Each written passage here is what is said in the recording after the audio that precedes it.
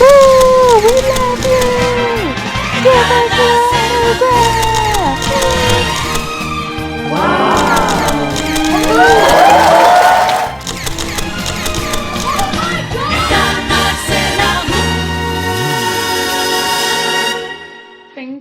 Thank you everyone, thank you. My name is Jayla and this is Angelic Digital Diaries, where I will be yapping, discussing, and going over things and doing little projects such as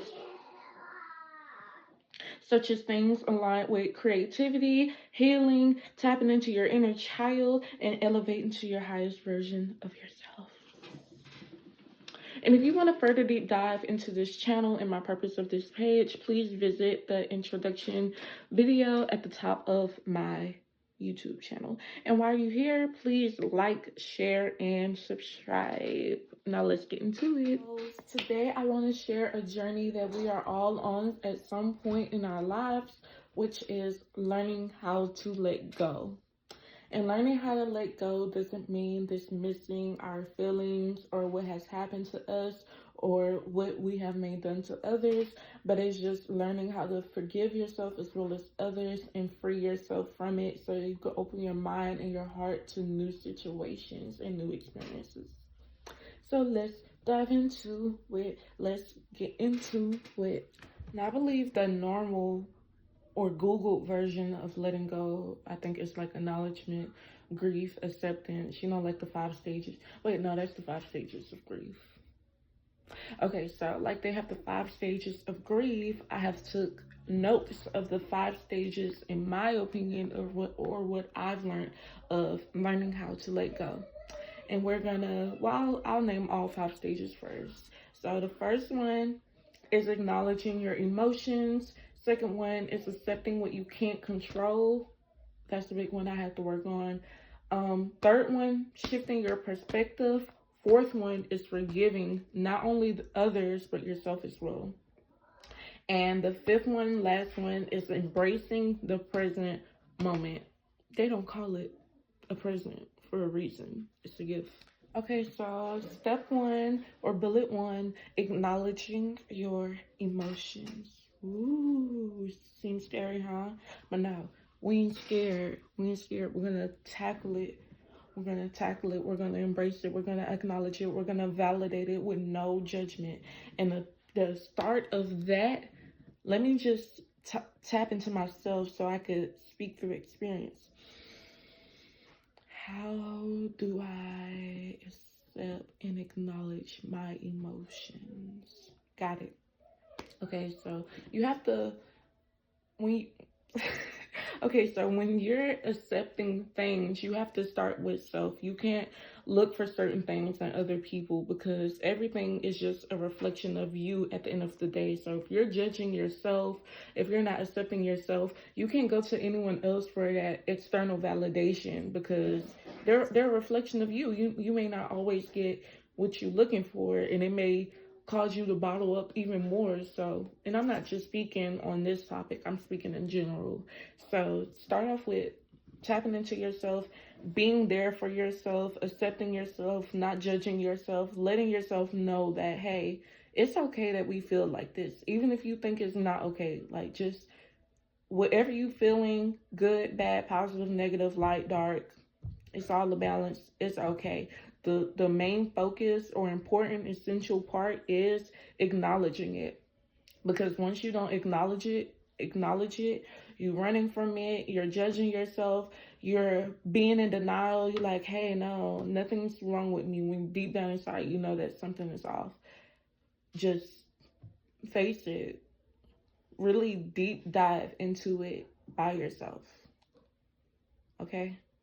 Because I'm not saying that it's not okay to go and talk to others or seek out that external comfort or validation, but I'm just saying, trust me, like sometimes it's good to begin with self because you know yourself more than anyone else.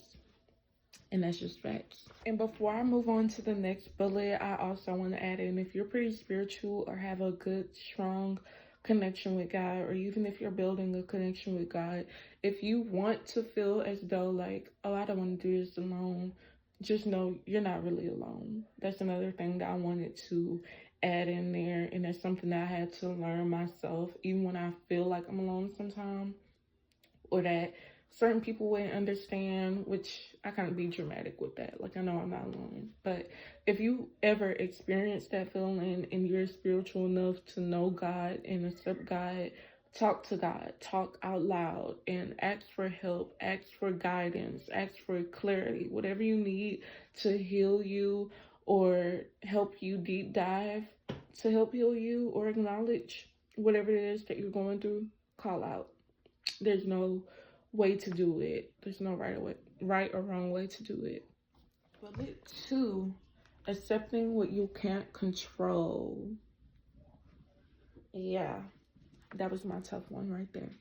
Okay, so I might have to bring back up the monkey bars because I am a visual learner. So a lot of times I would use visualizations to help me speak or further discuss certain things. So accepting what you can't control. These are the monkey bars again. This is whatever we're trying to control. Now, you know, with monkey bars, a lot of times there's a path forward, like, you know, you're climbing them forward, or you just let go, okay? And when it comes to learning how to let go of or accept what we can't control, it comes with making a decision, okay? So we have to focus on what we can control, the monkey bars, right? And if you can control something, a part of what you can control could be the path forward. And then letting go of what you can't is letting go. Okay, so let go and surrender, because like if you let go of those monkey bars, it's not gonna hurt you. When you're at the top of the monkey bars, think about like when you were a kid and you first learned how to climb up them. You on the monkey bars and you looking down, you're like, I don't want to fall. I don't want to hurt myself. I don't want to do this. You just start overthinking a lot of things of what could happen if you let go, or you just think about just controlling it because you want things to have a certain outcome. Nevertheless, either you accept what you can control and go forward on that path, or you surrender to what you can't and let go of what you can't, because it's going to free you. Once you learn, okay, this is not going to really hurt me, well, you know, you don't go wee down the monkey bar. You fall. You might. Is this a good analogy? Yeah. Even if you fall, I mean, you're not going to hurt yourself. Might land on the bum, but you're going to get right back up, you know? Yeah. I hope that was a pretty good visualization. And, you know, if you didn't really understand what I meant, if you didn't really understand what I meant by that, I just want to also say, I know I mentioned when you accepting what you can control, that's going forward. And then when you releasing and letting go and surrender, you kind of let go and fall down. Either way, I want to say with either thing you choose, or if you do both, it's still going to be a path forward and higher. And I say when you let go, you fall, but not in reality. You don't fall in reality. You don't stumble in reality. And if you do, you get back up and you go for it. Just like if you fall, you get up and you go for it. You know, either way, go. It's the same path forward and higher. Got it? Okay, so this is one of my favorite ones. This is bullet 3, and it's my favorite because I'm pretty optimistic, and some might call it the Lulu, but I call it manifesting. And I'm not saying that, you know, my mind is always la la la la la la, but my percentage of optimism is higher than like self-doubt or just being in a negative state. So I really love that about myself. Nevertheless, bullet 3 is shifting your perspective. Okay, so shifting your perspective. Now, me personally, I believe that everything connects on a spiritual and vibrational plane. And when it comes to shifting as well as perspective, it has a lot to do with your mind. And the mind is the all. It's a big part of how we live and how it controls our life.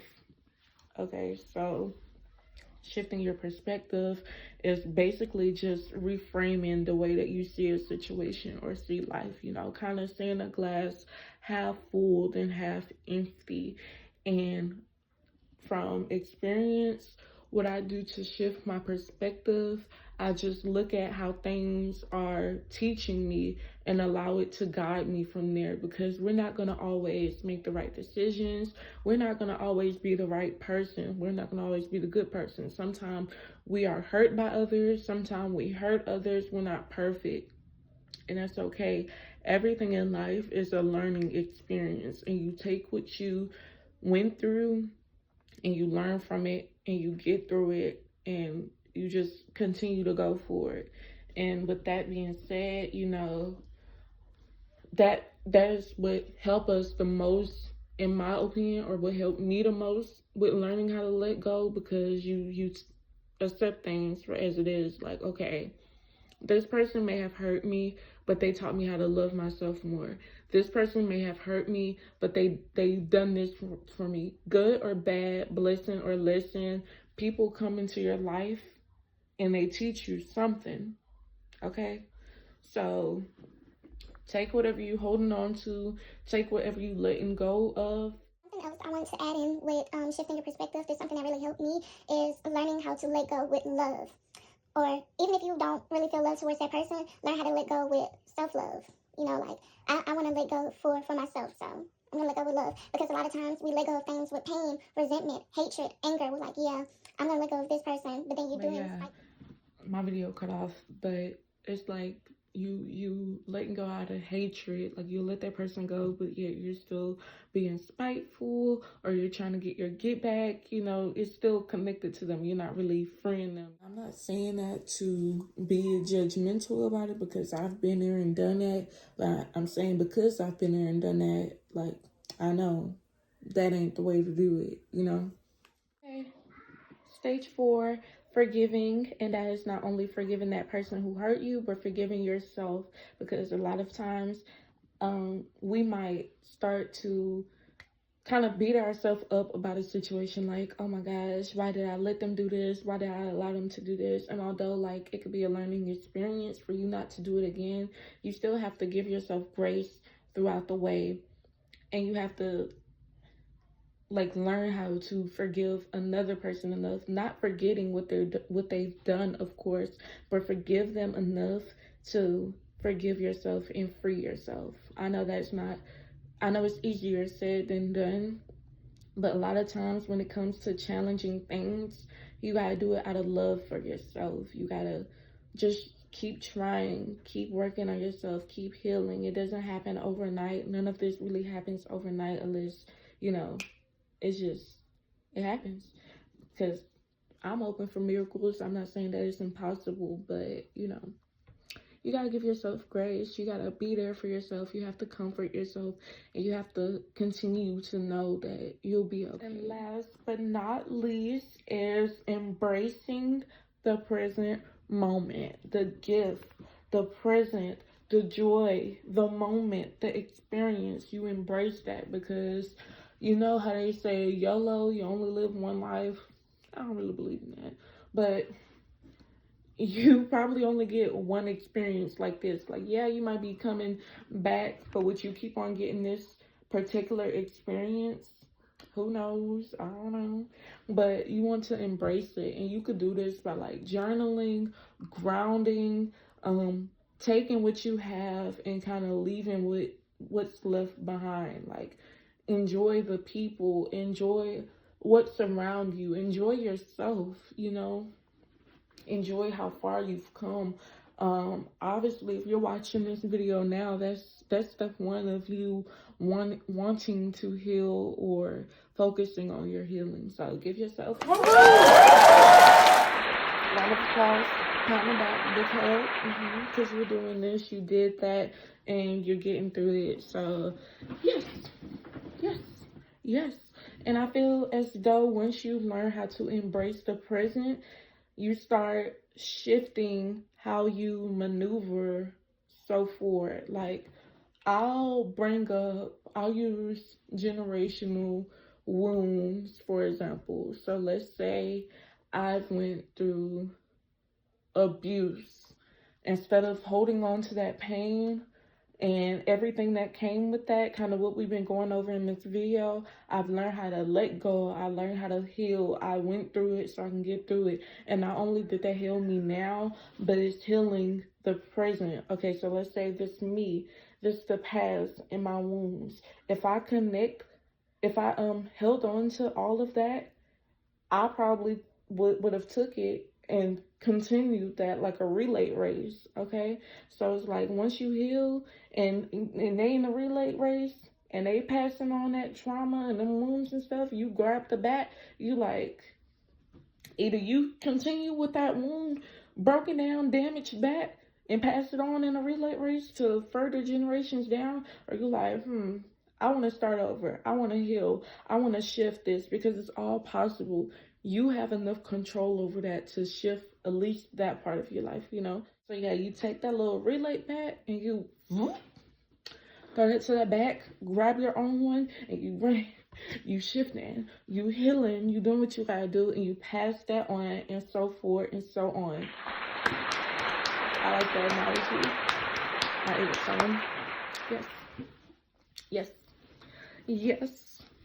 Okay, so I realized I actually love talking more than what I thought I did, but this concludes the last part of the video.